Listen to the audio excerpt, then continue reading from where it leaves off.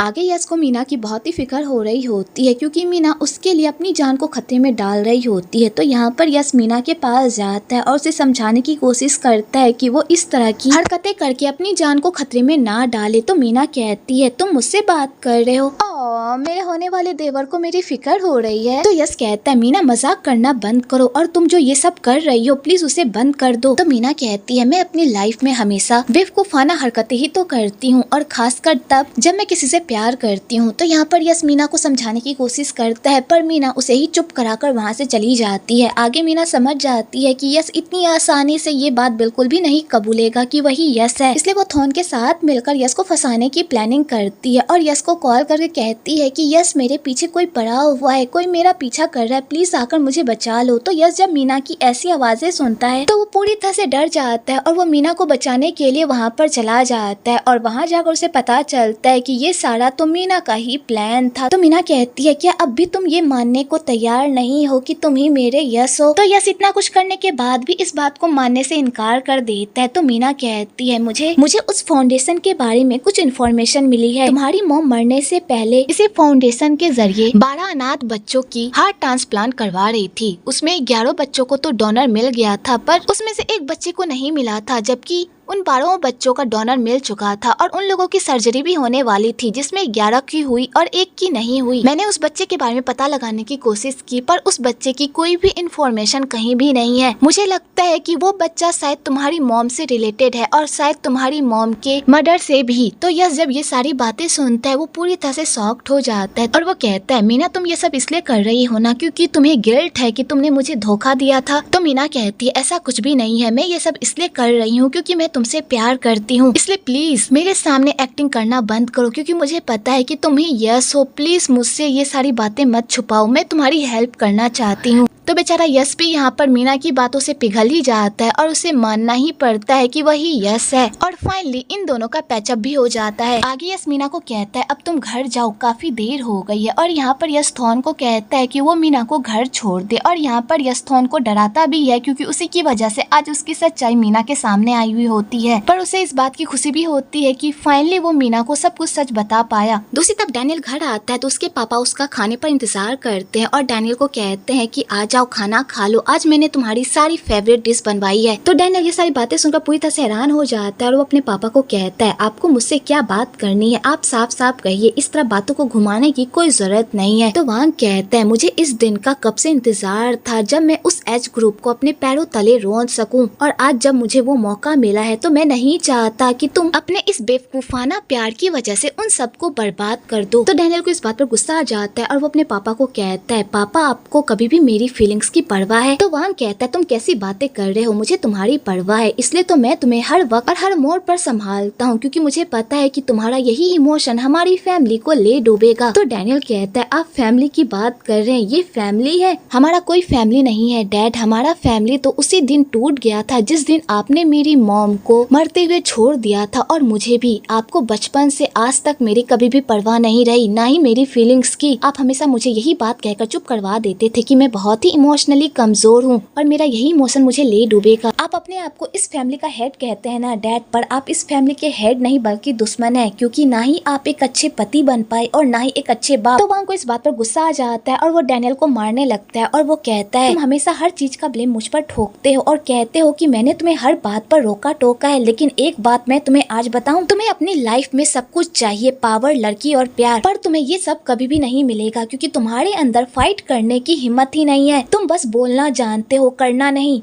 तो डैनियल को इस बात पर गुस्सा आ जाता है और वो कहता है डैड आप बिल्कुल सही कह रहे हो, मुझे अपनी लाइफ में कुछ भी करना नहीं आता क्योंकि मैं एक नंबर का नकारा हूँ, मैं आपके बिना एक कदम भी नहीं चल सकता। तो आप क्या चाहते हैं कि मैं पूरी जिंदगी आपकी पूजा करता रहूं और आपके हर गलत रास्ते पर चलता रहूं? और इसी बात को लेकर दोनों बाप बेटे में जमकर बहस हो जाती है और यहाँ पर वांग डैनियल को मारने लगता है कि तभी उधर से यश भी आ जाता है और वो उन दोनों की लड़ाई को देख लेता है। तो यहाँ पर डैनियल उन दोनों को गुस्सा दिखाकर वहाँ से चला जाता है। तो यहाँ पर वांग यश से पूछता है कि तुम्हारा काम कैसा चल रहा है। तो यश कहता है आप मुझसे ये सब क्यों पूछ रहे हैं, आपकी सेक्रेटरी तो मेरी पल पल की खबर आपको देती ही है, तो फिर ये सारी नौटंकी करके क्या फायदा। तो वांग कहता है हाँ वो मुझे पल पल की खबर देती है, लेकिन क्या मैं अपने बेटे से 2 पल बात भी नहीं कर सकता। तो यश ये सारी बातें सुनकर पूरी तरह से हैरान हो जाता है और वो सीधा अपने बाप के पास जाता है और कहता है बेटा आज आपको याद आया कि मैं आपका बेटा हूँ, इतने साल आप कहाँ थे, क्या तभी आपको अपने बेटे की याद नहीं आई। जब आपका बेटा उस घर में जानवरों वाली लाइफ जी रहा था तब आपको अपने बेटे की याद नहीं आई कि अपने बेटे को उस घर से बाहर निकाल ले। जब वो परम मुझ पर और मेरी मॉम पर अत्याचार करता था, हमें मारता पीटता था, हमारे साथ बदसलूकी करता था, तब आपको हमारी याद नहीं आई, तब आपको नहीं लगा कि हम आपकी फैमिली है और आपको हमें बचाना चाहिए, तभी आपने ये सब नहीं किया। तो अभी ये सारी नौटंकी करके आप क्या जताना चाहते हैं कि आपको मेरी फिक्र है। आपको मेरी कोई फिक्र विक्र नहीं है, बस आप तो मेरा इस्तेमाल करके उन लोगों को बर्बाद करना चाहते हैं। इसलिए तो आपने मुझे इतने सालों उनके घर में पलने के लिए छोड़ दिया ताकि मैं बड़ा होकर उन लोगों को बर्बाद करने में आपकी हेल्प कर सकूं। तो वांग कहता है बेटा तुम जैसा सोच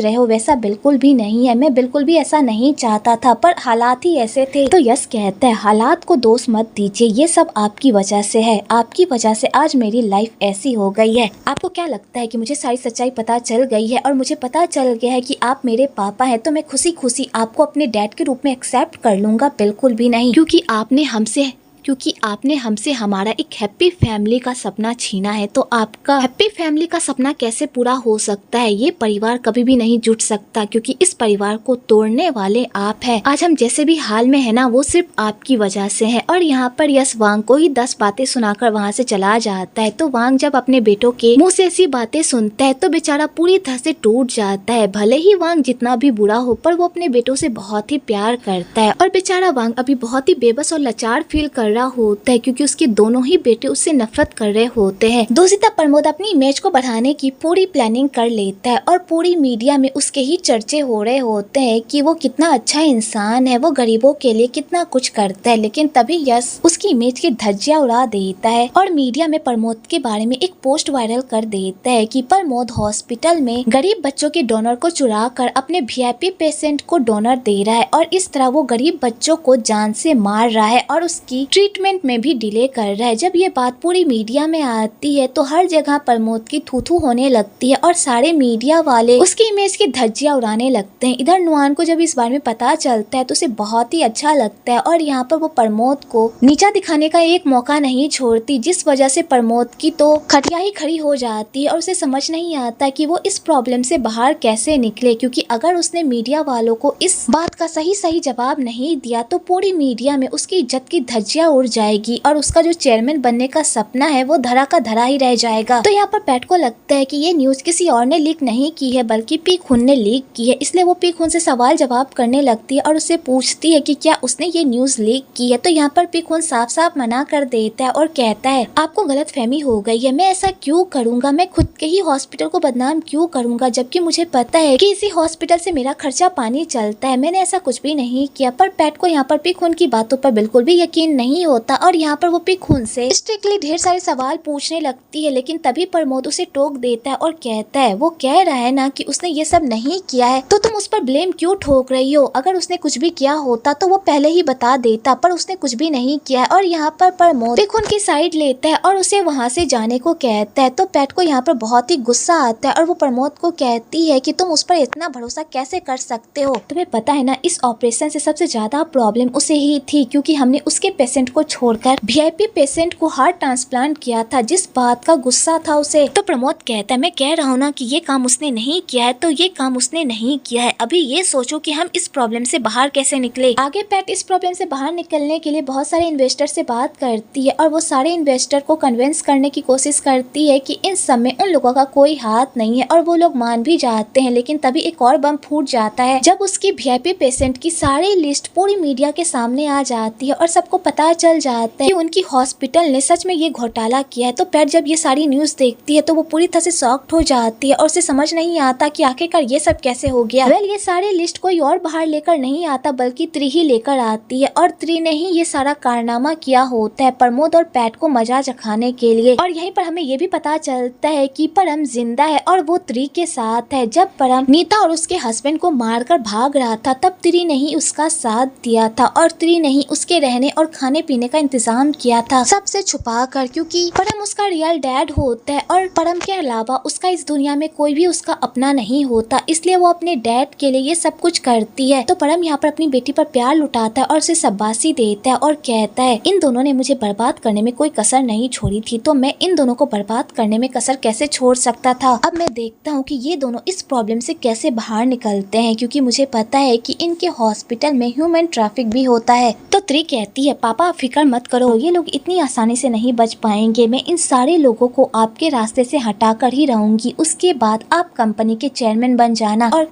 फिर हम दोनों खुशी खुशी साथ में उस घर में रहेंगे और अपनी लाइफ को एंजॉय करेंगे। आगे पैट त्री से पूछती है ये सारा कारनामा तुम्हारा ही है ना, क्योंकि हॉस्पिटल के सीक्रेट डॉक्यूमेंट का एक्सेस सिर्फ तुम्हारे पास ही है। तो त्री कहती है आपने बिल्कुल सही कहा, ये सारा कारनामा मेरा ही है। तो पैट और प्रमोद ये सुनकर पूरी तरह से शॉक्ड हो जाते हैं कि तभी उधर से परम की भी एंट्री हो जाती है, जिसे देखकर वो लोग पूरी तरह से हैरान हो जाते हैं। तो परम कहता है तुम दोनों ने मुझे बर्बाद करने की पूरी कोशिश की थी ना, तो आज मैंने तुम लोगों से सूद समेत बदला ले ही लिया। अब तुम दोनों इस मामले से खुद को बचाकर दिखाओ, क्योंकि मुझे तुम्हारे हॉस्पिटल के सारे काले चिट्ठे पता है कि तुम लोग इस हॉस्पिटल में कितने गैर कानूनी काम करते हो। अब तुम दोनों को जेल जाने से कोई भी नहीं बचा सकता। दूसरी तरफ वांग यश को बताता है कि मुझे परम का पता मिल गया है, परम त्री के साथ है। जब वो ब्लास्ट हुआ था तब त्री ने ही परम का साथ दिया था और उसी ने परम को छुपा कर रखा था। तो यश जब ये सारी बातें सुनता है वो पूरी तरह से हैरान हो जाता है और कहता है वो परम मुझसे बहुत छुप गया, लेकिन अब मैं उसे छुपने नहीं दूंगा और उसके मुँह से सारी सच्चाई बाहर निकलवा कर रहूंगा। दूसरी तरफ त्री अपने पापा के साथ अपनी खुशी का जश्न मनाने के लिए आती है और यहाँ पर ये दोनों बाप बेटी अपने फ्यूचर के सपने सजा ही रहे होते हैं कि तभी वहाँ पर यश की एंट्री हो जाती है और यश यहाँ पर परम को पकड़ लेता है और कहता है तुम बहुत छुप गए मुझसे, लेकिन अब तुम मुझसे नहीं बच पाओगे। तुमने मेरी मॉम को जान से मारा है, आज मैं तुम्हें जान से मार डालूंगा। तुमने जो मेरी मॉम के साथ किया है ना, आज मैं उसकी सजा तुम्हें चुन चुन कर दूंगा। तो यहाँ पर त्री यश को रोकने की कोशिश करती है, पर यहाँ पर यश त्री की एक बात भी नहीं सुनता, उल्टा उसे वहाँ से साइड कर देता है और परम को खूब मारने लगता है। तो यहाँ पर परम यश को बताता है कि मैंने तुम्हारी मॉम को नहीं मारा, तुम्हारी मॉम की डेथ से मेरा कोई लेना देना नहीं है। जिस दिन तुम्हारी मॉम की मौत हुई थी उस दिन तो मैं बार में था और जब मैं बाहर से वापस आया था तब मुझे पता चला था कि तुम्हारी मॉम की डेथ हो गई है। तो यश कहता है बकवास करना बंद करो, मुझे पता है कि मेरी मॉम की डेथ में तुम्हारा ही हाथ है। तो परम कहता है बकवास करना बंद करो, अगर तुम्हें मेरी बात पर यकीन नहीं है तो तुम खुद जाकर जांच पड़ताल कर लो, तुम्हें पता चल जाएगा कि मैं उस दिन बार में ही था और तुम्हें लगता है कि मेरी वजह से तुम्हारी मॉम की मौत हुई है, बिल्कुल भी नहीं, बल्कि तुम्हारी मॉम की मौत तो तुम्हारी प्यारी मीना की वजह से हुई है। तो यश जब ये बात सुनता है वो पूरी तरह से शॉक्ड हो जाता है और वो परम को कहता है बकवास करना बंद करो, इस समय मीना कहाँ से आ गई, तुम उस पर झूठा इल्जाम लगाना बंद करो। तो परम कहता है मैं उस पर झूठा इल्जाम नहीं लगा रहा, बल्कि मैं तुम्हें सच बता रहा हूँ। पास्ट में तुम्हारी मॉम 12 बच्चों का हार्ट ट्रांसप्लांट करवा रही थी, उसमें सिर्फ 11 बच्चे की ही हार्ट ट्रांसप्लांट हुई। और तुम्हें पता है एक बच्चे की हार्ट ट्रांसप्लांट क्यों नहीं हुई? क्योंकि उसका हार्ट तुम्हारी मीना को दिया गया, क्योंकि उस वक्त मीना को हार्ट की बहुत ही जरूरत थी और नीता मेरे साथ इसलिए रहने के लिए आई थी क्योंकि उसे अपनी बेटी की जान बचानी थी, इसलिए मैंने मीना की जान बचाने के लिए प्रमोद को ढेर सारे पैसे दिए और उस बच्चे का हार्ट मीना को दे दिया, जिस वजह से मीना की जान बच पाई। अगर मैंने उस दिन तुम्हारी प्यारी मीना की जान नहीं बचाई होती ना, तो आज वो मीना तुम्हारे साथ नहीं होती और ना ही तुम उसके साथ इस तरह इश्क लड़ा रहे होते। तुम्हें तो मेरा शुक्र मनाना चाहिए कि मैंने तुम्हारी मीना की जान बचाई। और उसके बाद जब ये बात तुम्हारी मॉम मई को पता चली तो उसने प्रमोद से इस बारे में बहुत लड़ाई की और उन दोनों में बहुत बहस भी हुई। और उसके बाद मुझे पता चला कि तुम्हारी मॉम सीढ़ियों से गिरकर मर चुकी है। अब तुम्हें पता चला कि तुम्हारी मॉम की मौत में मेरा कोई हाथ नहीं है। तो यश जब ये सारी बातें सुनता है वो पूरी तरह से शॉक्ड हो जाता है और उसे यकीन नहीं आता। आगे थॉन यश को कहता है कि हमें मीना को ये सारी बातें बता देनी चाहिए। तो यश कहता है नहीं, मीना को ये बात बिल्कुल भी पता नहीं चलनी चाहिए, अगर उसे ये बात पता चल गई तो पता नहीं वो इस मामले को कैसे हैंडल कर पाएगी, इसलिए तुम लोग उसे कुछ भी नहीं बताओगे। प्रमोद पूरी तरह से बौखला रहा होता है कि वो इस प्रॉब्लम से कैसे बाहर निकलेगा। अगर पूरी मीडिया को पता चल गया कि वो इन सारे मामलों में शामिल था, तब तो वो पूरी तरह से बर्बाद हो जाएगा और वो एच ग्रुप का चेयरमैन भी नहीं बन पाएगा, जिस वजह से वो पागलों की तरह करने लगता है। तो यहाँ पर पैट उसे संभालती है और कहती है हम इस प्रॉब्लम से बाहर निकलने का कोई ना कोई रास्ता ढूंढ लेंगे, बस तुम शांत हो जाओ। तो प्रमोद कहता है इस प्रॉब्लम से बाहर निकलने का बस एक ही रास्ता है, किसी को इन सारे कारनामों का इल्जाम खुद पर लेना होगा। तो पैट कहती है तुम्हारे कहने का मतलब है कि तुम चाहते हो कि मैं इन सारे कारनामों का इल्जाम खुद पर ले लूं ताकि तुम इन सब से बच सको और मैं पूरी तरह से बदनाम हो जाऊं। तुम इन सारी चीजों का ब्लेम मुझ पर ठोकना चाहते हो। तो प्रमोद कहता है पैट तुम कैसी बातें कर रही हो, मैं ऐसा बिल्कुल भी नहीं चाहता, लेकिन हमें इस प्रॉब्लम से बाहर निकलने के लिए ऐसा करना होगा। तुम ही सोचो अगर मैंने ये सारा इल्जाम खुद पर ले लिया तो मैं कभी भी चेयरमैन नहीं बन पाऊंगा, लेकिन अगर तुमने ये सारा इल्जाम ले लिया तो तुम बदनाम होगी और तुम पर कुछ कार्रवाई होगी, लेकिन मुझ पर कोई भी उंगली नहीं उठेगी और मेरे पास फिर भी मौका होगा एच ग्रुप के चेयरमैन बनने का। पैट अगर तुम मुझसे प्यार करती हो तो तुम मेरे लिए ये सब करोगी ना, तुमने इतना कुछ किया है मेरे लिए तो तुम ये रिस्क भी तो उठाओगी ना। पैट प्लीज मेरे लिए इतना कर दो, तुम्हें भी पता है कि मैं चेयरमैन की कुर्सी से कितना प्यार करता हूँ और हमने जो भी किया है वो सब चेयरमैन की कुर्सी को पाने के लिए ही तो किया है। अगर तुमने यहाँ पर अपने ऊपर इल्जाम नहीं लिया तो हमने जो इतने सालों से जो मेहनत की है वो सब मिट्टी में मिल जाएगी, प्लीज पैट। और यहाँ पर प्रमोद अपनी चुपड़ी चुपड़ी बातों से पैट को इस तरह मनाता है कि पैट भी उसकी बात मान जाती है, क्योंकि वो प्रमोद से बहुत ही प्यार करती है और वो उसके लिए कुछ भी करने को तैयार होती है। आगे पैट पूरी मीडिया के सामने ये बात कबूल लेती है कि हॉस्पिटल में जो भी घोटाले हो रहे थे और जो भी इलीगल काम हो रहे थे उन सारे कामों में बस उसका ही हाथ था और डॉक्टर प्रमोद को तो इस बारे में कुछ पता भी नहीं था। और यहाँ पर पैट अपने ऊपर सारा इल्जाम ले लेती है और प्रमोद पूरी तरह से बच जाता है। इधर मीना जब ये सारी न्यूज देखती है वो पूरी तरह से हैरान हो जाती है और वो कहती है पैट ने ये सब कुछ अपने प्यार के लिए किया है, क्योंकि वो प्रमोद से बहुत प्यार करती है, इसलिए वो उसके गुनाहों का ब्लेम भी खुद पर ही ले रही है। तो डैनियल कहता है जब हम किसी से प्यार करते हैं ना तो उसके सारे दुख को अपने ऊपर ले लेते हैं ताकि उनका पार्टनर खुश रह सके, और पैट ने भी यही किया है। आगे डैनियल मीना को डेट पर लेकर जाता है और वहाँ जाकर डैनियल मीना को प्रपोज कर देता है। तो मीना ये सारी चीजें देखकर पूरी तरह से शॉक्ड हो जाती है और उसे समझ नहीं आता कि वो यहाँ पर डैनियल को क्या जवाब दे कि तभी उसे यस का मैसेज आ जाता है और वो उसे मिलने के लिए बुलाता है। तो मीना यहाँ पर डैनियल को बिना जवाब दिए वहाँ से चली जाती है और बेचारा डैनियल देखता ही रह जाता है, क्योंकि उसने इतनी मेहनत से मीना को प्रपोज करने के लिए इतनी प्लानिंग की होती है, पर मीना सब कुछ ठुकरा कर वहाँ से चली जाती है, जिस वजह से डैनियल को काफी बुरा लगता है।